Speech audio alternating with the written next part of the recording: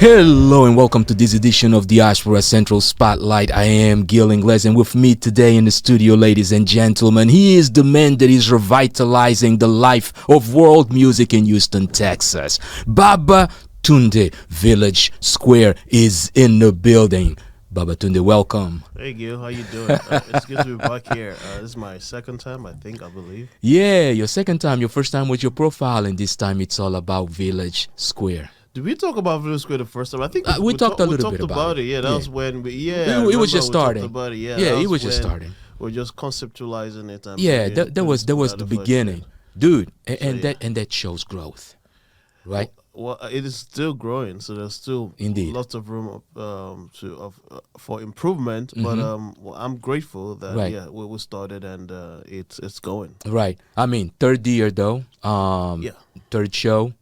You definitely in a whole different level. People that came in for the first show now, they have definitely seen not only the growth in the content, not only the growth in the artistry, the production, the ambience of the show itself. Yes. And then the fan base. Now you actually have a fan base. Well, yeah, it's still growing. I'm grateful for that too. Yes, right. We have following supporters and people that have been stuck with us. You know, someone like you. Mm-hmm. You hosted the first show, you hosted the second show, you worked behind the scene for the third show. So, Indeed. So people like you, I'm grateful for, and so many people, too numerous to mention. Right. So. Yeah. No. To me, it's a pleasure, man. I think we did it on the record, so we couldn't even lie. We had agreed on the record that if you had any good ideas, that I was going to be behind it. And I'm a man of my word. Speak once. Yes, you are. Yeah, indeed. Yeah. Man, can we have this conversation? Let's go. Yeah. I'm ready. Mm-hmm. Village Square, the concept. Yes, sir. Let's start there, man. Okay. Yeah. Let's start on the concept of that show. What triggered the concept of that show? Well, passion, desire, music, basically. You know, when you're creative, you are mostly restless. I'm not saying all creators should be restless, but you're mostly restless. Or mostly thinking of ideas, how to push things out there. And I have a big bias for live music. I don't know, ever since I started listening to musicians like Fela and the likes, I started having a bias for live music. So it is that's what inspired Village Square. And also culture, preservation of culture. I live in America now. I can be as American as anyone can be, but I also do not want to lose my background, my heritage. So I'm proudly Nigerian. I'm 100% Yoruba. I'm 100% Ijebu. So I want to keep that cultural preservation. Also, as I relate with other people from different culture. You know, from different parts of Africa, from different parts of the world. It's amazing that many countries and continents were represented at the Village Square. You know, I could mention a few. We had Angola. Let me start with you because you're here. Respect to you. We have Cabo Verde, that's Cape Verde. We have Japan. We had the Philippines. We had Nigeria, of course. We had Ghana. We had the USA. Where else? So Mexico, Cuba, yes. Cuba, yeah. So it was such a thing of joy. It's like dreams come true, and we're still growing. So indeed, we got to see where this will take us. And of course also the U.S., right? Because there are Americans who also take part in this. Yeah. But you mentioned Fela Kuti. Yes. So at what point does Fela get introduced into your life? If you go back in your memories, like where do you feel that this is right around the time when I was like, this is the.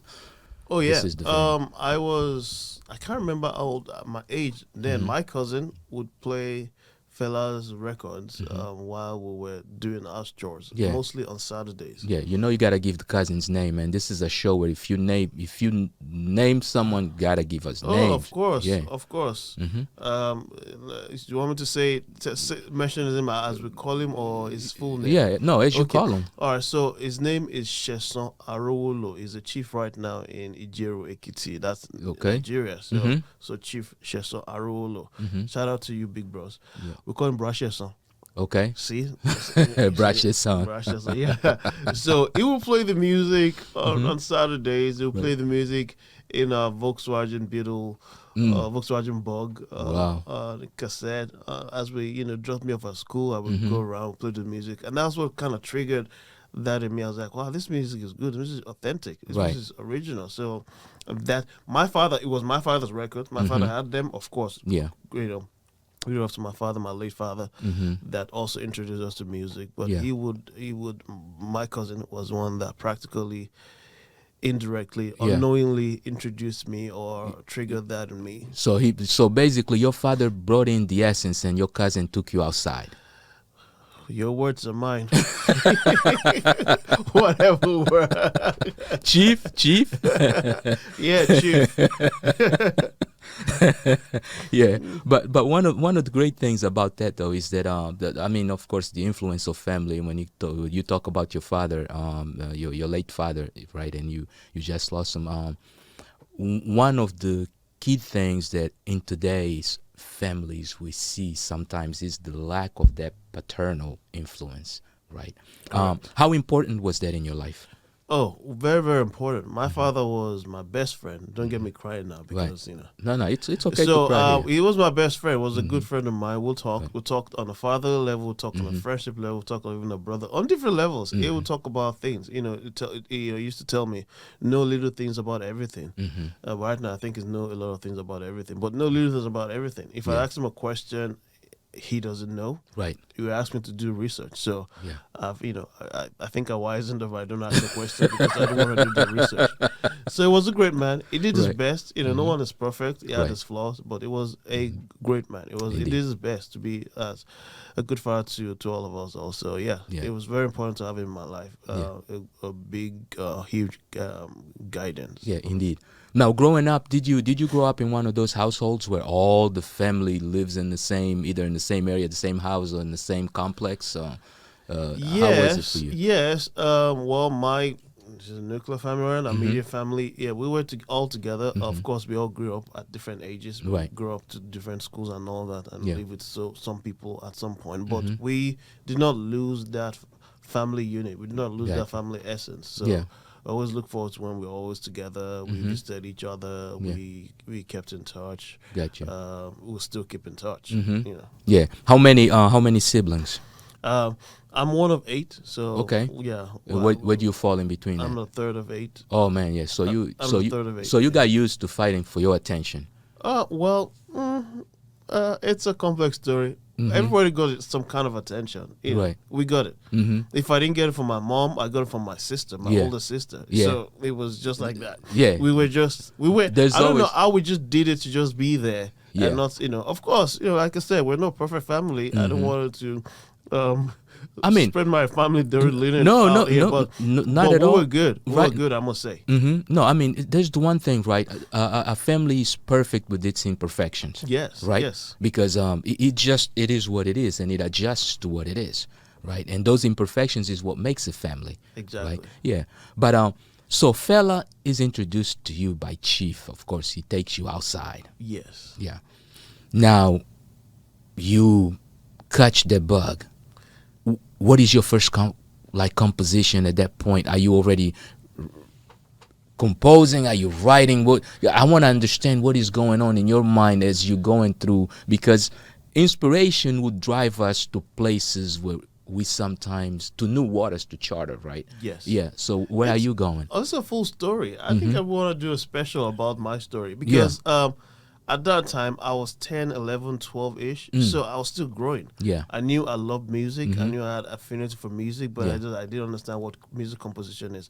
I understood and appreciate the sound of music, the movie too. Right. I appreciate the sound of music. I could hear distinctively the bass guitar, the rhythm guitar, the percussion when I was younger. So I could understand that, the movement, the rhythm, and all that. Right. And again, it was not only fella, it was an array of musicians. Right. Michael Jackson, Stevie Wonder, and all the likes. Yeah. Barista, Colinton, Papa Wemba, Salif Keita, people like Manu that. Dibango. Manu Dibango. It's So Marcos. I had. You forgot one important one. You never got a chance to listen to Bonga. Well, from Angola? I mean, probably. Yeah. If you heard Manu Dibango, you probably heard one of collaborations with Bonga. I knew you were gonna have to put that plug right in, you Angolan plug right there. It's fine. It's fine. It's okay. It's okay, Gil. It's okay. After all, I mean. After all, I mean. You've got the power. You know. It's like the mic is here. I mean, what can I do? Right. Yeah. So I appreciate all styles of music, and your question was, okay, when did I start writing? Yeah.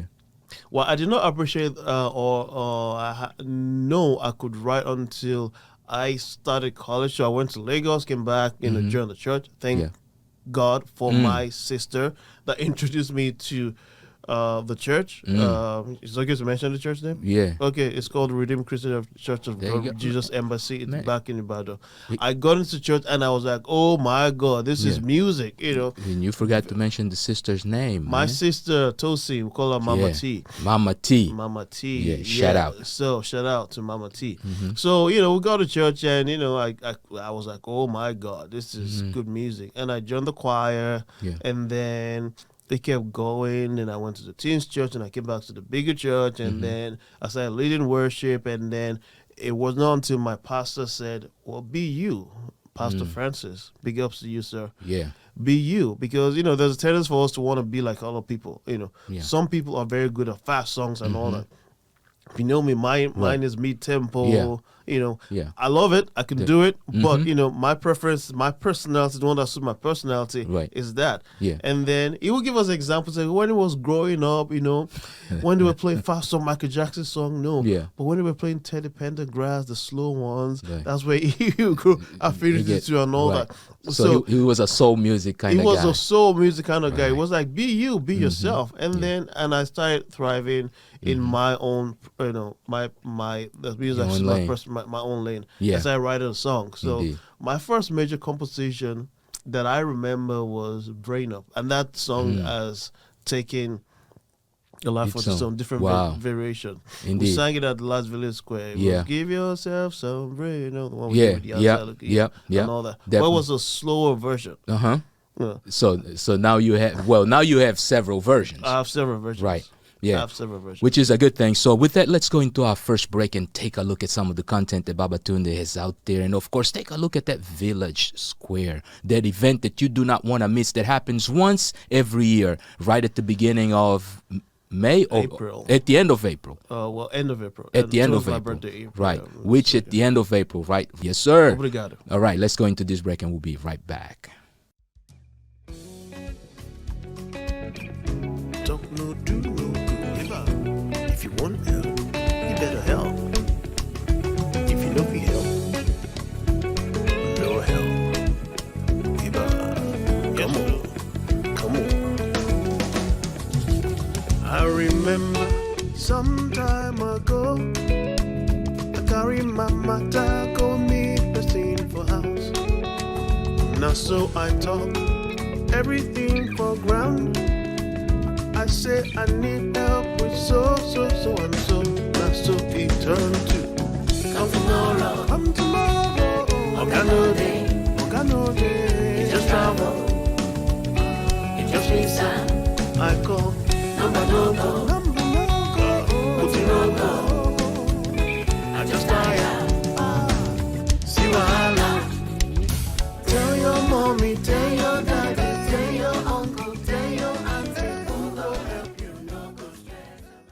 And we are back. If you just joined us, you're now tuned into Diaspora Central Spotlight, and our guest today is Babatunde. Yes, we're talking about the producer, the musician, the man that is heading Village Square, creating a Village Square in America.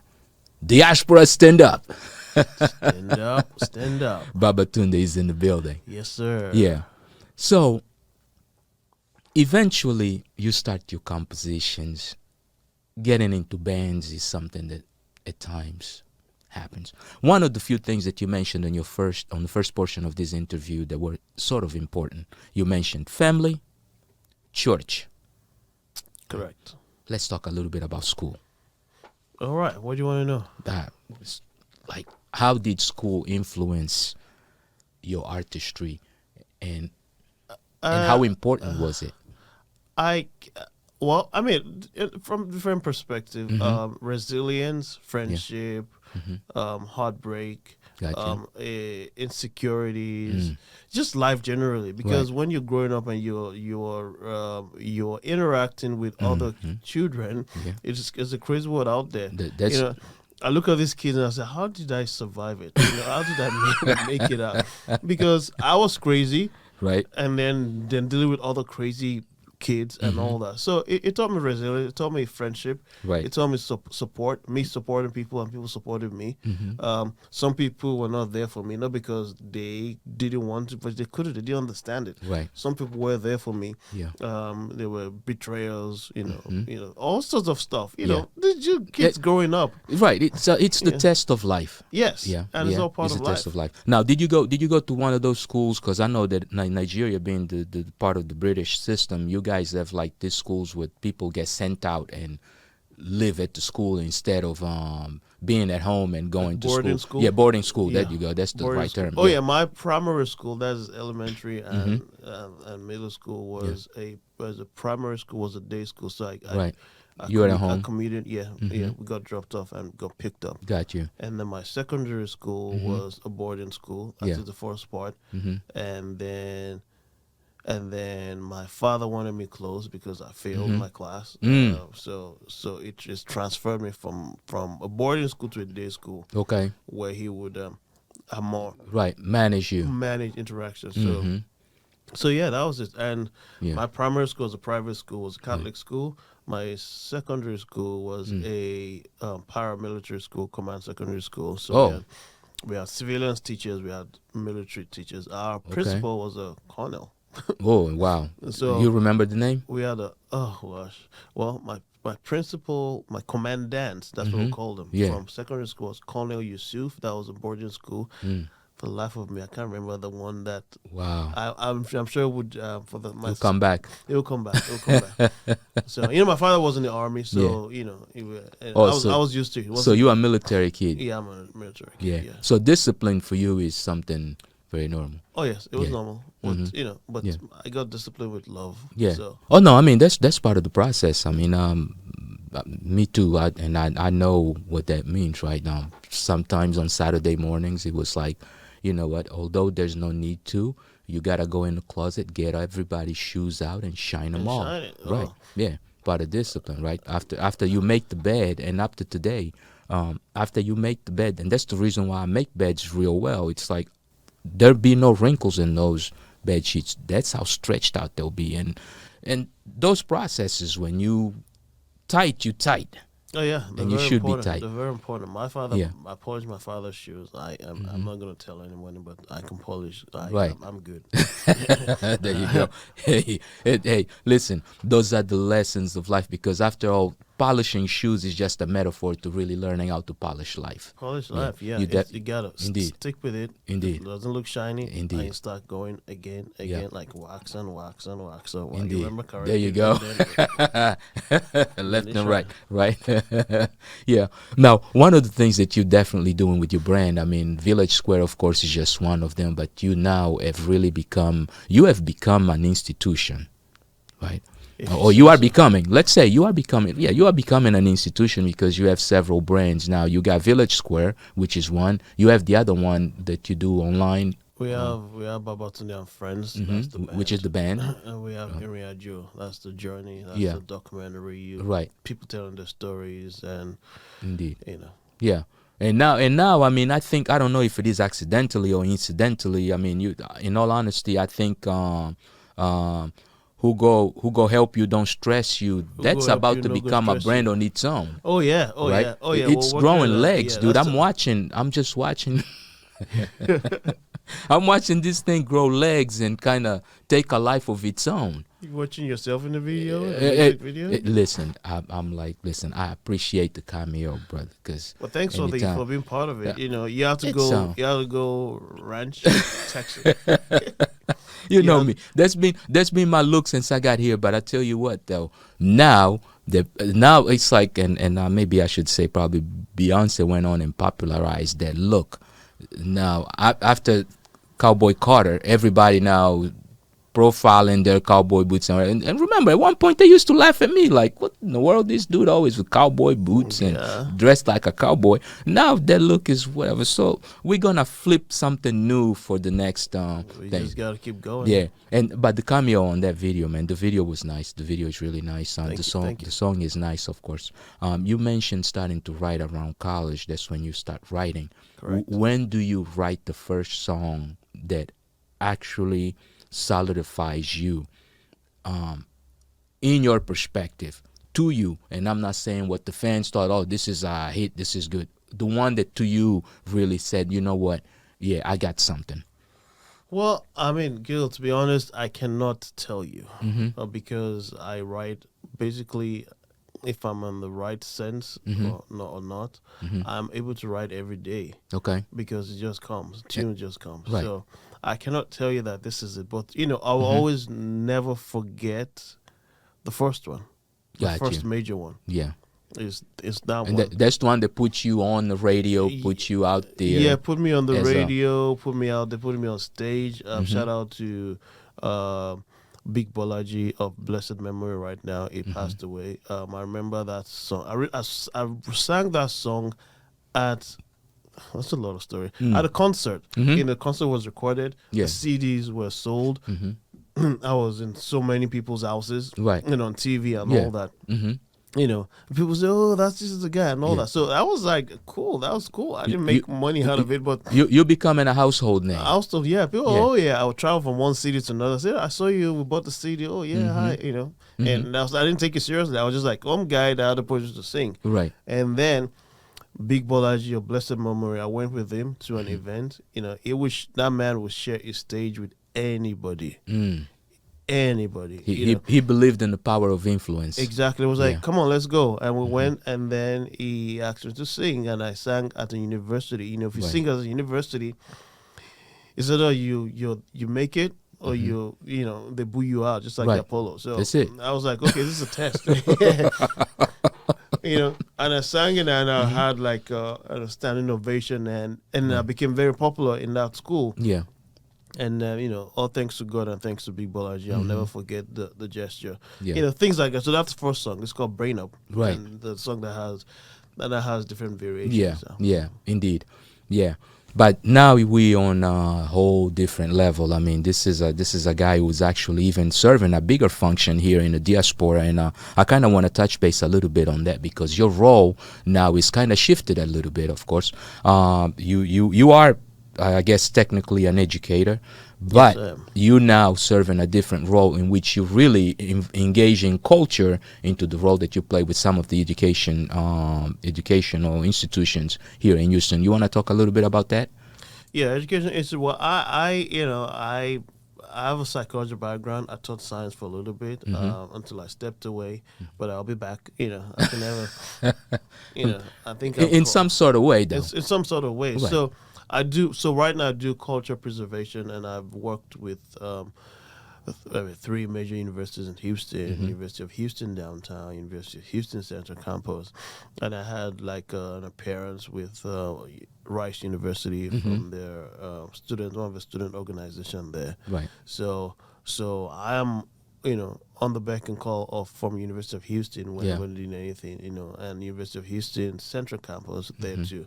So so we do cultural preservation. We talk about ideas in which we can organize and curate events and ideas to accommodate and cater to different culture. It doesn't have to be African culture at all. From different culture from all over the world. Right. So that's what we do. Yeah, and that's one of the things that a lot of people at times don't quite understand. They always feel that, okay, how can you just pick up, get up, drop your career and get into this?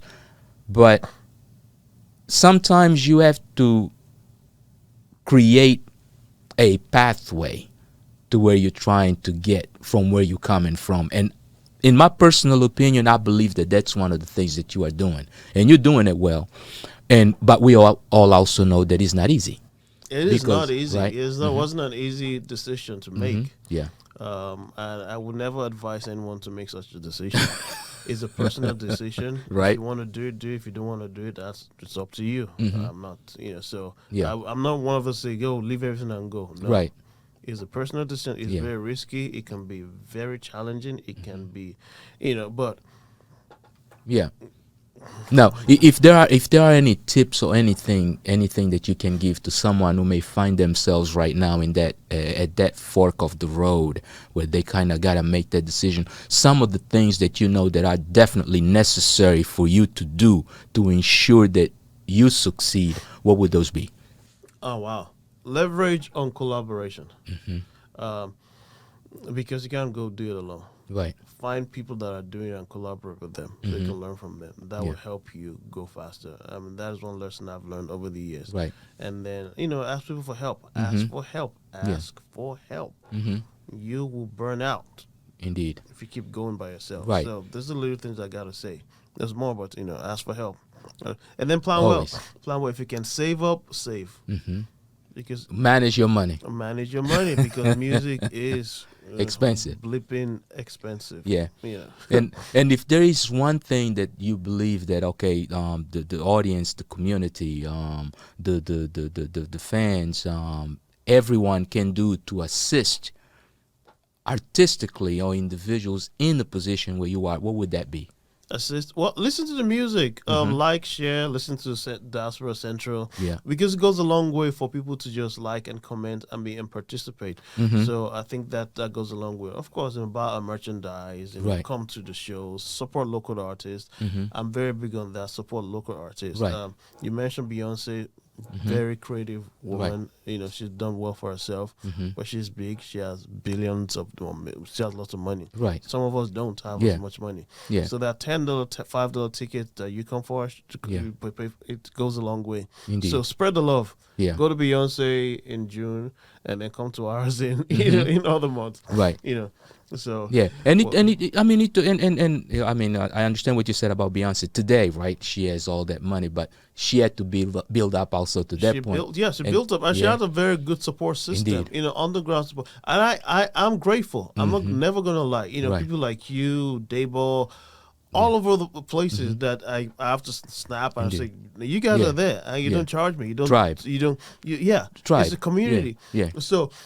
I believe so much in community.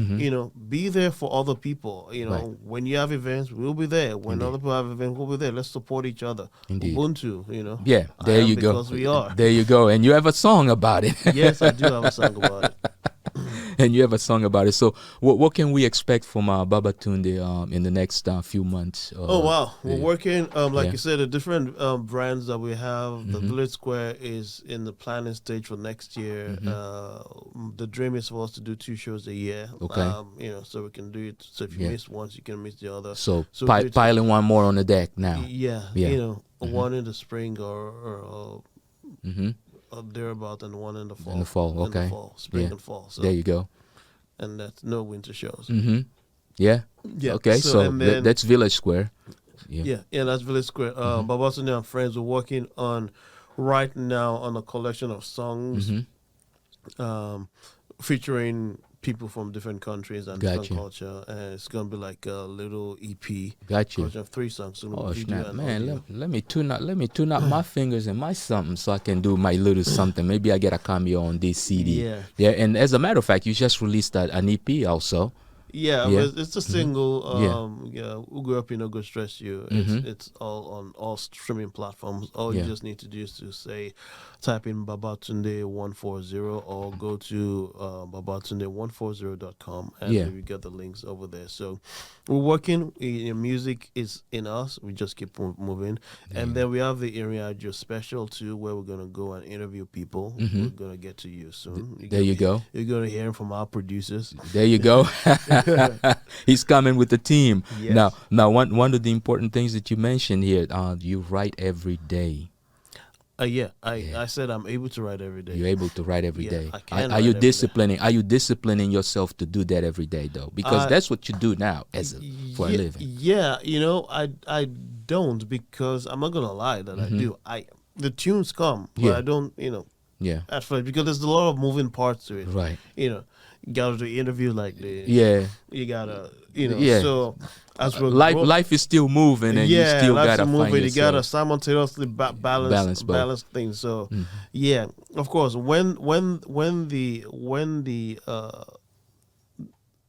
inspiration comes, sometimes it just pop up and wake up at 2 a.m. and just go write it down or go record it. So yeah, indeed. Now, is there a book coming out? Who go help you? Who go help you? No go stress you. Yes, that's another one. Thank you. Yeah. It's just little stories about people that have helped me without stressing me. There you go. That's it. Life. Yeah, and hopefully we can make that book also. And to those of you that joined us, remember a couple of things that he brought: resilience, finding your tribe, and of course believing in yourself. Collaboration is something that a lot of times we all take for granted, and at times we even fail to realize that that is really what drives us, because we all are social beings. So money is nothing but a tool that can help us open the door. Amen. To actually build the inside of that door that you just opened. You need collaboration. You need others that think like you think. So until next time, remember, treat well those around you, and peace.